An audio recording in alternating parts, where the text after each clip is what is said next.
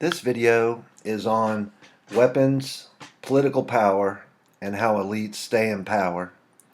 There was a famous professor and author, Dr. Carroll Quigley, and he was working on a book about weapons and how, as weapon technology changes, the power structures within civilizations change, and how the governing ruling class and the elites are able to stay in power and how it varies. Um, an example of a time in history where the common people or the majority of people were able to form militias and had weapons comparable to the forces they were fighting was the American Revolution. Being a rural agricultural based economy, the average farmer would have had firearms. They could pool their money together and maybe from a French arm dealer buy some cannons and put them on boats, or they owned horses and could buy the right gear to be able to pull a cannon behind a horse.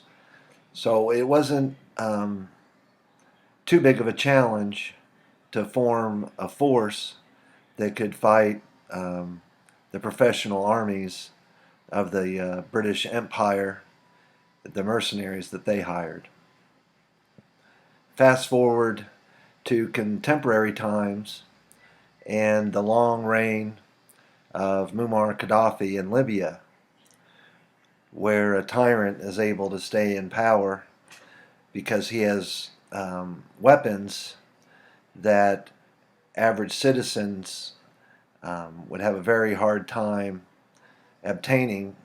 Weapons such as heavy machine guns, mortars, rocket launchers, armored personnel carriers, tanks, attack helicopters, jet aircraft. You can't just get a town hall type meeting and get a few hundred people to come together and form a force that could take on a mechanized infantry battalion. They would just overwhelm you with firepower.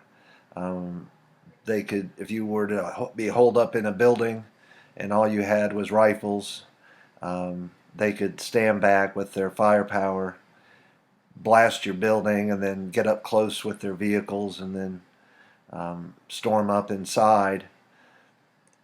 This is how it makes it easier and harder, easier for the elites and the governing class and harder for the regular people to have an armed insurrection if the military and police forces stay loyal to the people in charge, if they're giving them extra pay that's higher than they could get working at most any other job that they would have access to, health insurance, pensions, jobs waiting for them in the military industrial complex or in government owned oil company, for example, or shares that would give them dividends,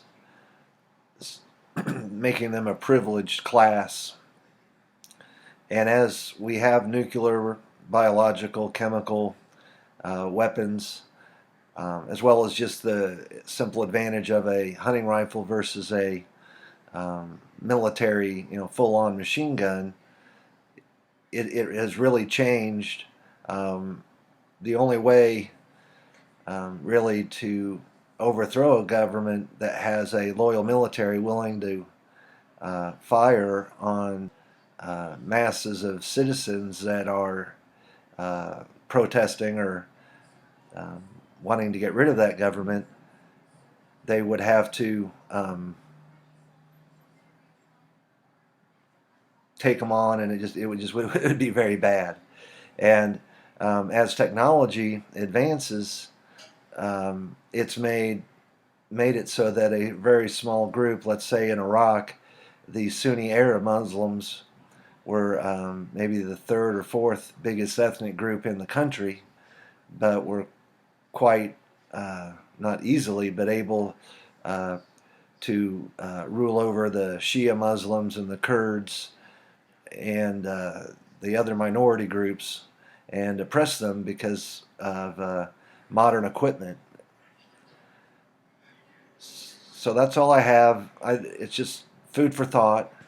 Um, I think that it was a profound insight of Dr. Carol Quigley that as weapons change, cyberspace and cyber attacks may be an equalizer between masses of people and the public and tyrannical governments, but um, I hadn't really thought of it before and just thought it would be an interesting topic to create a video.